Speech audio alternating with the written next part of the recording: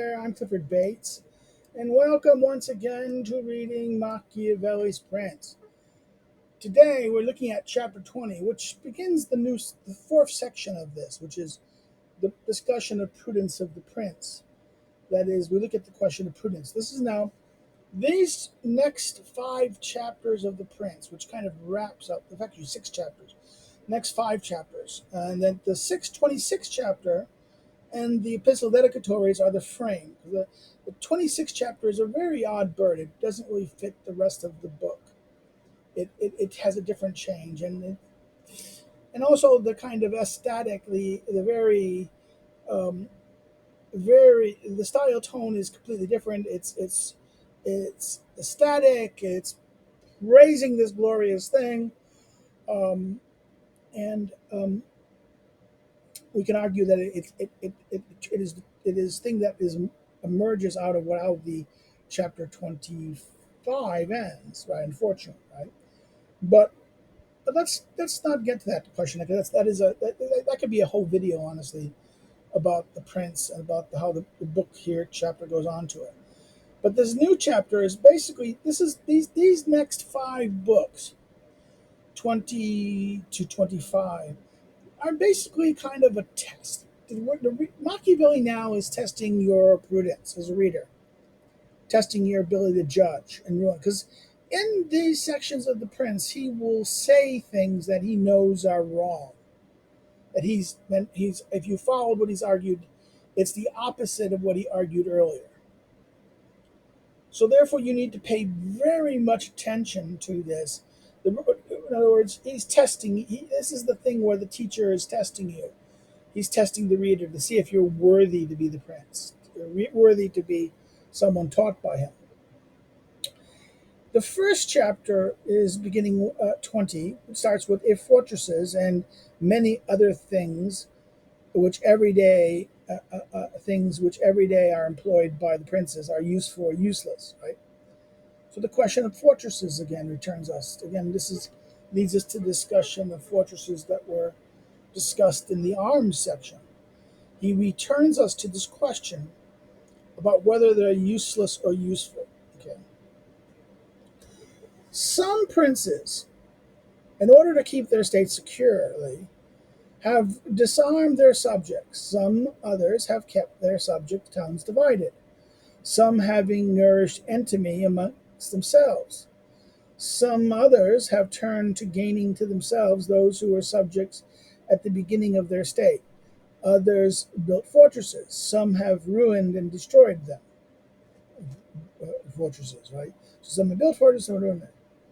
And even though one cannot give a definite judgment on all these things without coming to particular circumstances of those states, where one might have to make such similar deliberations, I shall speak nevertheless in a general mode as the matter in itself supports. So therefore he's going to he says we shouldn't do this, we shouldn't really do it, we should always, that all these considerations of what works and what doesn't is going to be particular, but I'm going to make a general statement. You warned us you shouldn't do this, but you're going to do this. Okay, pay attention.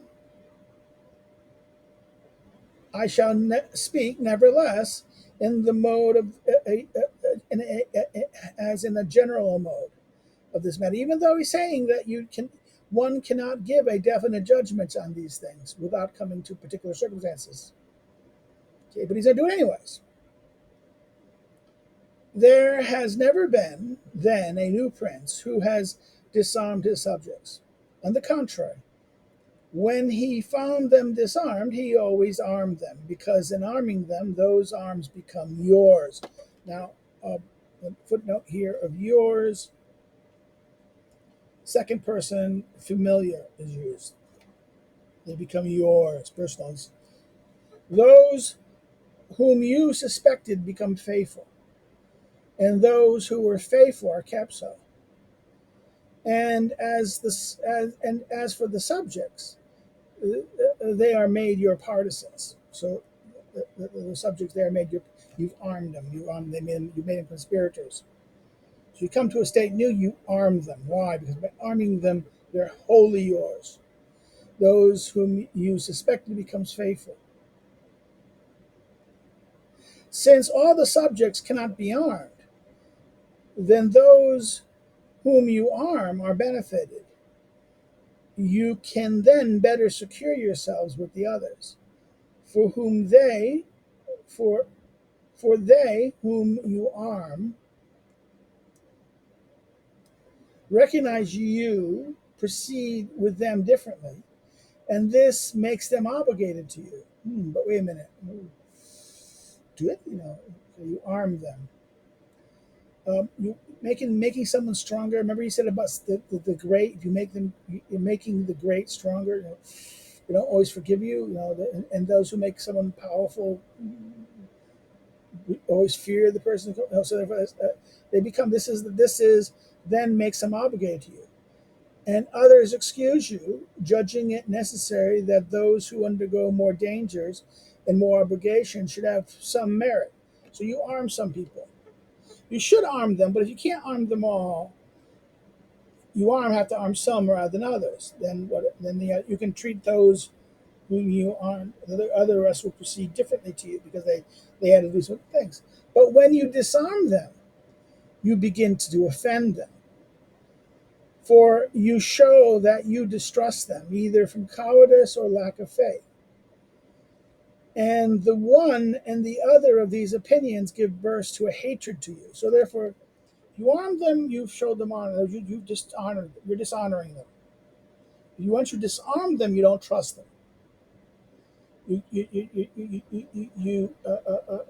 Either this is because you're afraid, you're a coward, or you lack faith. You don't trust them,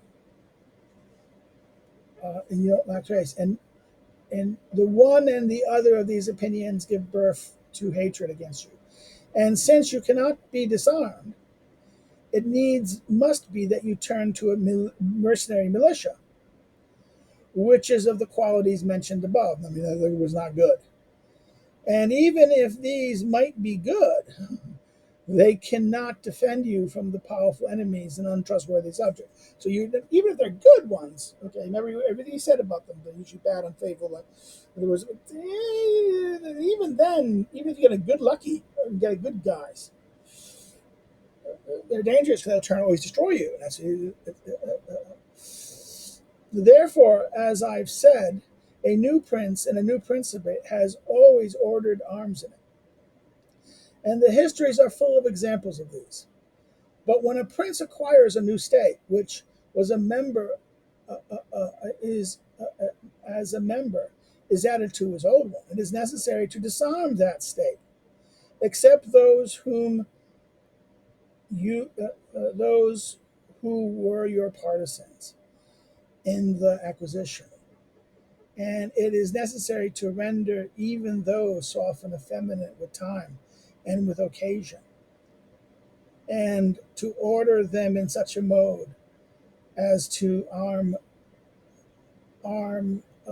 that the arms of your whole state be only those of your own soldiers who live close to you in your old state. So you're not going to live there. Now remember, you have to go back to the discussion of the mixed state that he goes back there. The discussion of the mixed state is, wait a minute, you either better go live there, you better go live there or have colonies or something, or ruin them, because otherwise it's, it's going to be difficult if they don't have your laws and mores, right? If you have their laws and mores, the same way, as long as you killed the prince, you don't need to have a big army. Their old laws will maintain pretty well. As long as you exterminated their prince, you don't change their laws and their laws or raise their taxes. They're going to get used to you, and as long as as long as you don't burden them with men at arms and soldiers. So this is the danger. It was.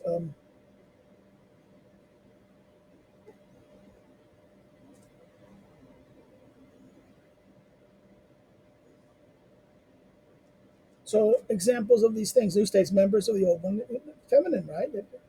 They will in such a mode that arms that your state was wholly your own soldiers, right? Well, that's be careful. You weaken them. You just but you show them you have no faith. You make them your enemies. Why? Wouldn't you just said about disarming them is true? If you disarm them, they will treat you as you've dishonored them. You to make them worse. Then how are they? If this is going to be your thing, why would you want a useless part of your own state? What benefit is this new thing to you then, if that's the case? Our ancestors, old men, and those who are who are esteemed wise, used to say it was necessary to hold Pistora with factions and Pisa with fortresses. But remember, this go back to the impiety the section on piety. Remember the impiety thing. Remember the piety of the Florentines is cruel, worse cruelty than the. In other words, whether it was better to be, the cruelty of pity or cruelty, right? That the pity brought more harm. The pity was factions. It was done because it was moderated. We moved through factions, but factions is more cruel than to this. And fortresses, Pisa with fortresses, but fortresses showed your distrust of the people, as he said. But and because of this, they nourish differences in subject towns of theirs in order to possess it more easily. Now,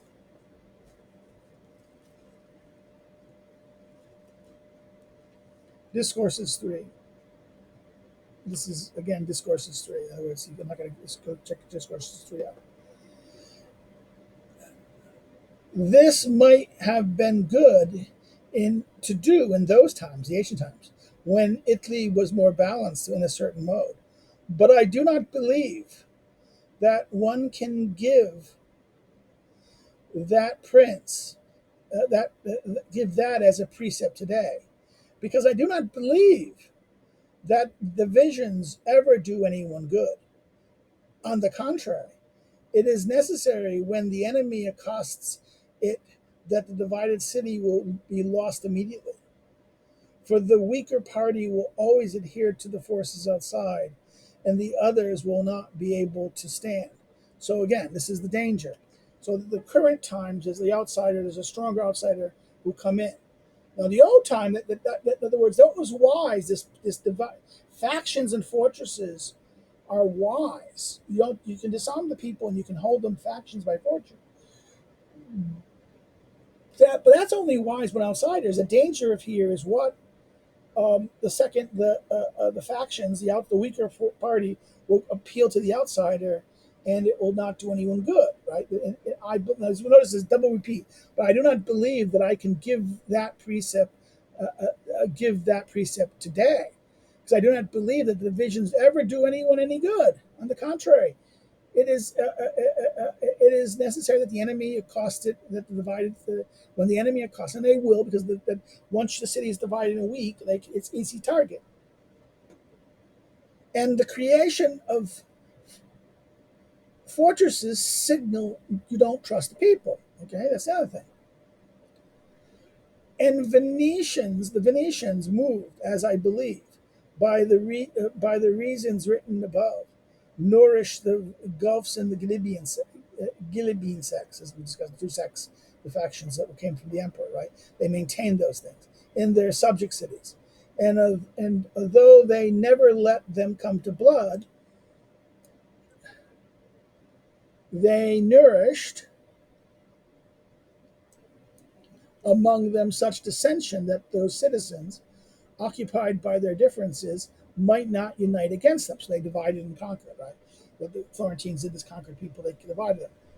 But that's a problem. That is not a healthy city. That's remember the example of what happened with Florence.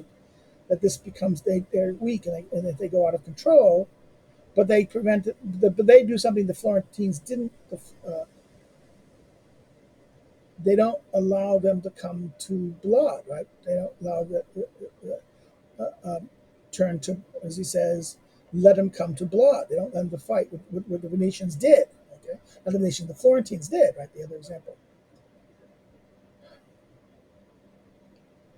It is just kept them at odds with each other that they never united against them. This has been seen, did not afterward turn out according to plan, for being defeated at Velia. Immediately, one part among these became bold and took away their state. Okay, so again, this is that.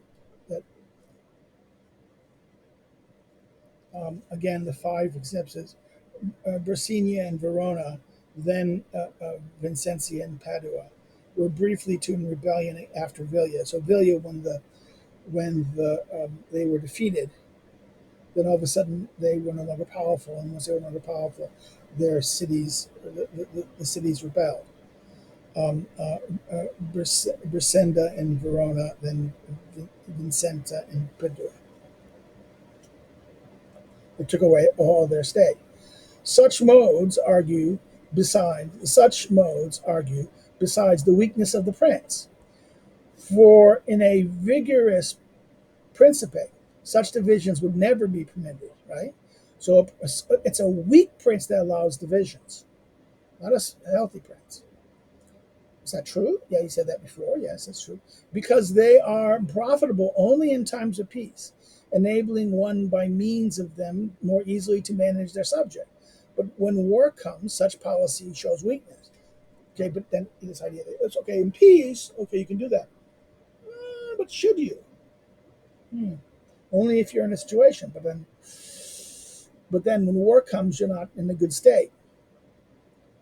Without doubt, princes become great when they overcome the difficulties and the opposition which are made theirs, and the opposition which are made theirs. So therefore, the princes become great when they overcome difficulties and the opposition which are made theirs. Right? They become now what was opposition now they're on your side, and therefore fortune. Now here, fortune is mentioned, and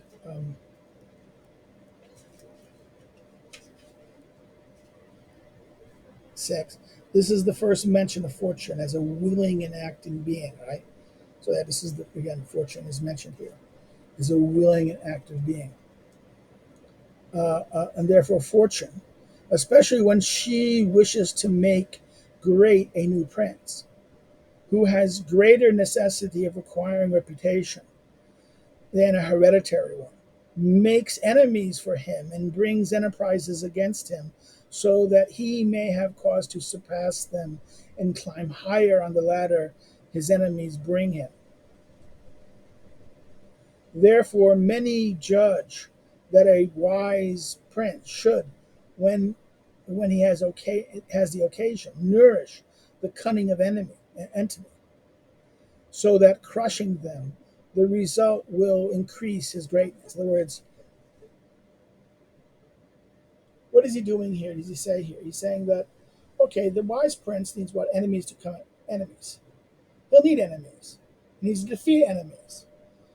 He should not necessarily have big enemies, but he should create enemy among people. She wishes to make great, gives him enemies, right? Fortune will give him enemies. Now the question is, can he create? Is it wise to rely on chance to do this, or that a wise prince would do this on thing? I mean, I go look at what Bismarck did to help create the conditions that led to the creation of the empire. His provoking of the Danes, his then provoking of the Austrians, his then provoking of the French. Do you understand that every case there was created an enemy that acted, he could then show the greatness and to achieve defeat, make himself greater and stronger. made Germany greater and stronger. Not him, but he was the advisor to the prince, the Kaiser, right? Um, Therefore, many judge that a wise prince should have on occasions nourished the cunnings of some enemy, and crushing them, and the result of this. Princes, and especially those who are new, have found more faith and more utility in those men whom they suspected at the beginning of the state. So going back to the suspect. So we looked at, remember those conditions there all the way in the beginning of the chapter? He's now addressing them. He says, okay, suspicious that princes have found people who they suspected at the beginning of the state. Then in those that they were, then in those whom they were confident at the beginning. Remember, you brought those basically they were discontents in the old regime, and now therefore the people who benefited by the old regime are going to use as enemies, so they're going to be unhappy with you. But if they're smart, you can get these people to be what? Than those who, in other words, remember what he says, that the problem is that the uncomfortable will always, these people will go cold with you. The ones who brought you in will not necessarily get what they want, and they will turn against you. And therefore, you have to perhaps get those talented people who are maybe enemies of those people to check them, right? Dolfo, Petrucci, Prince of Siena, ruled his state more with those who were suspect to him than with others. So he's a case of a guy he's a suspect. But one cannot speak at large on this matter because it varies according with the subject. So I can't speak as a general rule.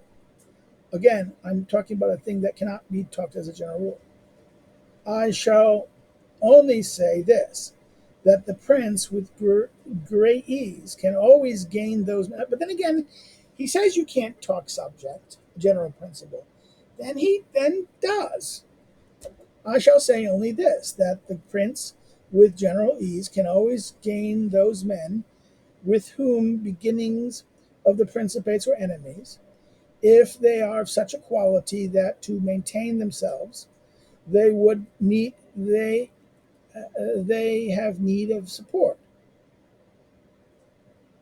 So they need the support. Okay, you can't make. But again, we have to remember that warning that Machiavelli gave in discussing a mistake of Caesarea by, that is, you can never do harm to someone great.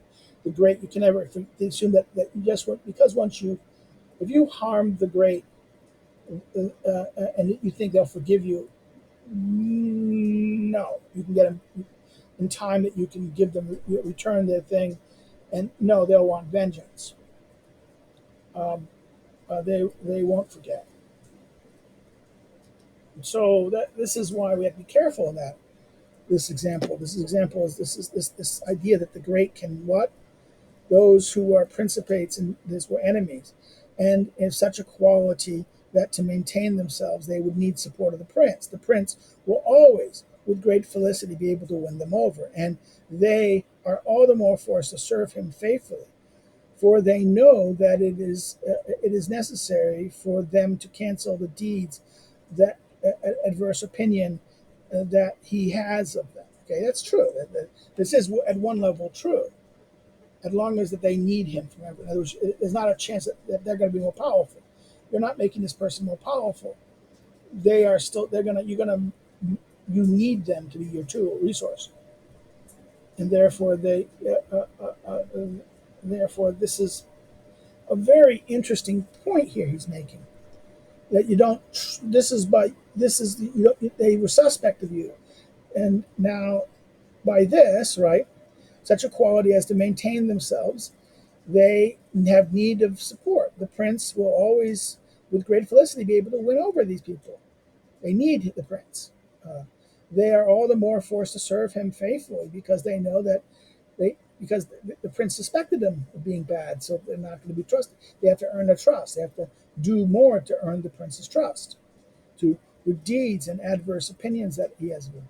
Therefore, the prince always finds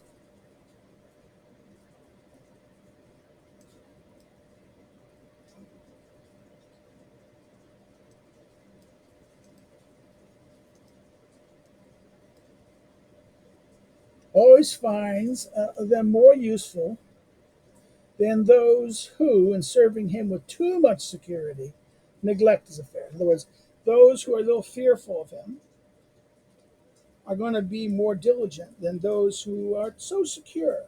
They don't fear him much. Neglect his affairs. Serving with him such security, with too much security, in other words, they know that, oh, you love me and he loves me, he's not going to do anything, so I don't have to care about it. Right? Neglect his affairs.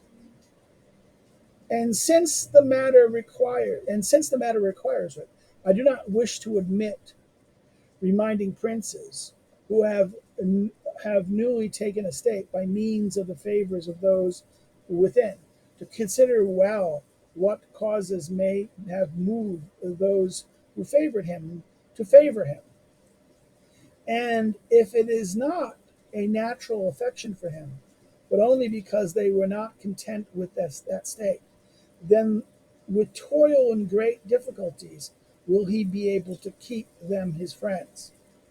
For it is impossible that he will make them content. In other words, he's never going to be able to make them. This repeats what he said in the earlier chapter, right? That the people who bring him in are never going to be his friends. And he's never going to be able to make them. He's only with great difficulty dealing with them in that sense. So if they're not really, they're only doing this out of a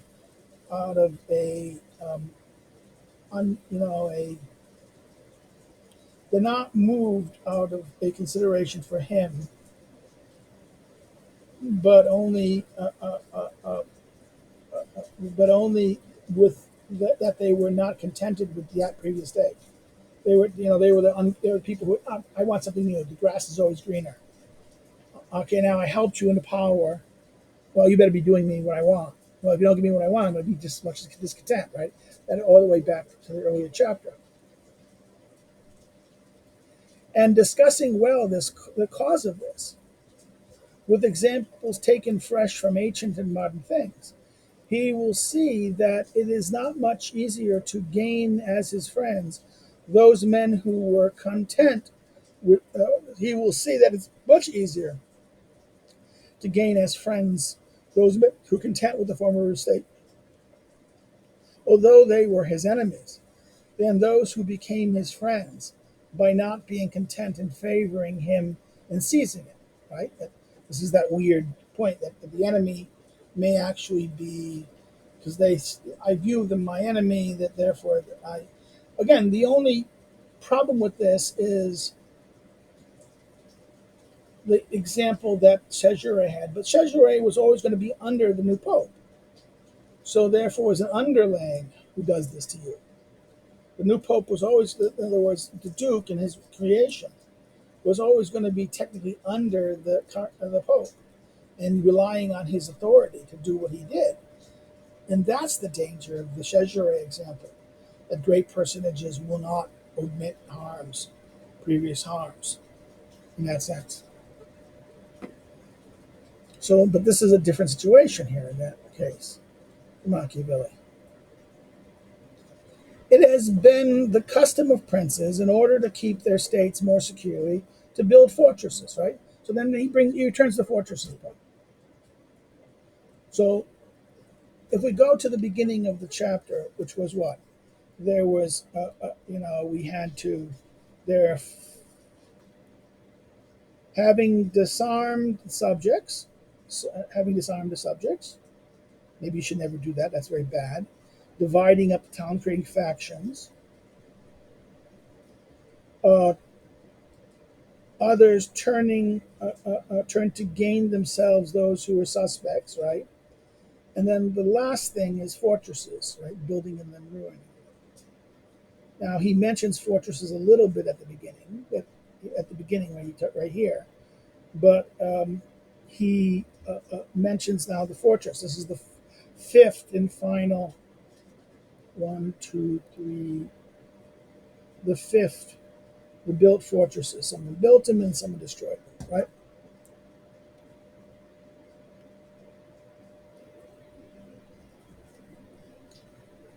In other words, a Christian, in order to keep their state more secure, to build fortresses, which served as a bridle and a bit for those who might plot against them. and provide a refuge, a secure of a sudden onset, right? That's the whole point of us. In other words, is an onset. I can rush to my security of my thing. Fortresses, again, fortresses, discourses 2:24, chapter 24, discourses 3:27. This is elsewhere it goes. But a sudden onset. It's a place that you can preserve yourself. Okay. I praise this mode. Now notice this. Yeah, it's Machiavelli in his own thing praises the building of fortresses, even though he says, "I praise this mode because it had been used from antiquity." So he praises it because of its antiquity. Nevertheless, in our times, Messer Vico Vernez has been seen destroying two fortresses in Città di Castello in order to keep that state. So therefore he destroyed them, right? But remember what he said about fortresses, that fortresses show what? You don't trust your citizenry. Remember Milan, the fortress of Milan was the greatest sign of the fortress that destroyed them, right? So therefore, it's the place to hide, right? This is this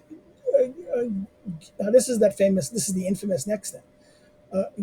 Guido Umbello, Duke of Urbino, returning to his domain where Cesare Borgia had driven him, razed all the fortresses of that province to their foundations, judging that without them he would have more difficulty lose that state again. So once he returned back, he then destroyed the fortresses, right? The domains that Cesare took. The Bentivigoni, when they returned to Bologna, took similar measures. These people destroyed the fortresses. So you have 1, 2, 3 cases of people destroying fortresses.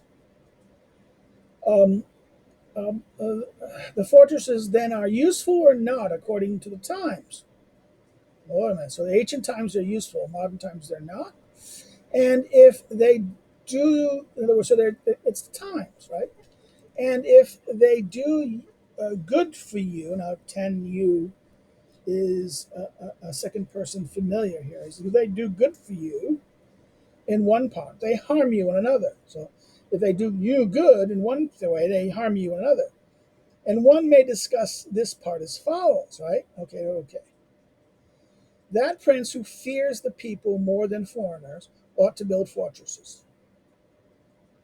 But if he fears foreigners more than the people, he should leave them behind. The castle of Milan, built by Francesco Forza, has made and will make more war against the Scorza house than any other disorder in that state. Therefore, not to be hated by the people is the best fortress there is. For even if you have fortresses, they will not save you if the people hold you in hatred. For the people, as soon as they have arms, will never lack foreigners to help them. Okay, so exactly this is. Now he says that the hatred of the people is the worst. That if people hate you, once they have arms, there'll be no end of foreigners to help them, right? Um, so therefore, if as soon as they have arms, they will never lack foreigners to help them. In our times, one has not seen fortresses to have profited any prince, except the Countess of Forli. When Germaro, his consort, died, for by means of them she was able to escape the popular rebellion, and await the help of Milan, her uncle, and send recovery of the state. Now, this is the famous example, right? This is another example. This is the Countess Forli. Anyone who's seen the Borgia series know the Countess of Forli, the HBO series of the Borgias, right? The Countess of Forli was like this creature. She was a Sforza, part of the Sforza family, and that therefore that the Countess is what that. Okay, there's a problem here. There's a threat. Um,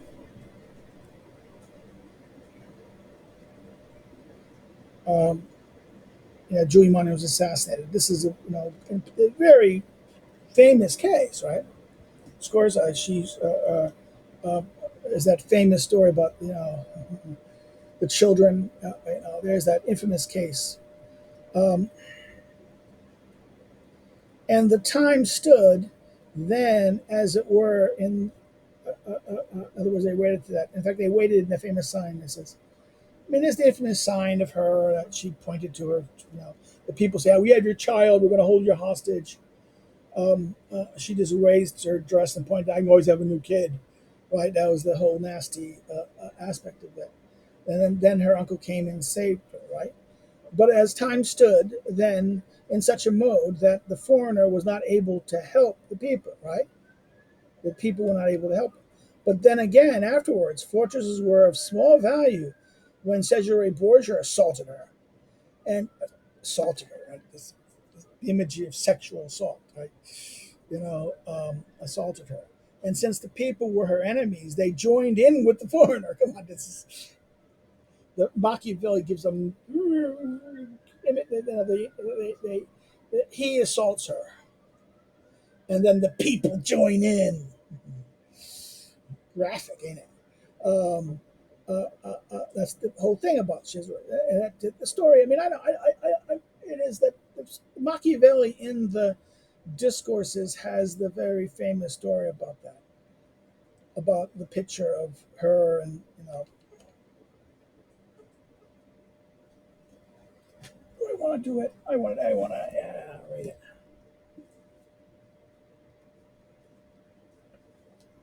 We have a rainstorm outside, thunder and lightning. It was hot as hell, and now all of a sudden, the weather, something happened, and the weather broke. Discourses 3:6.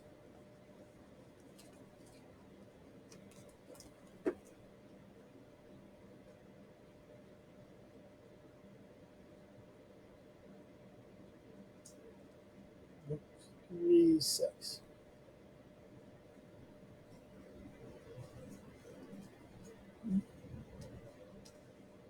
In conspiracies.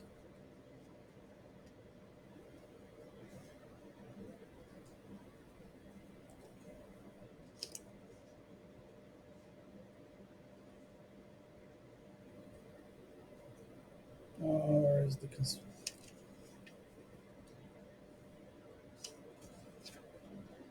it's a long chapter on conspiracies, one of the longest chapters.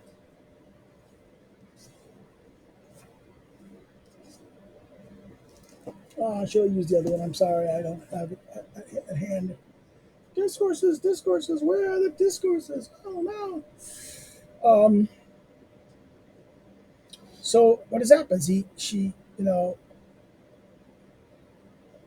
people hated her.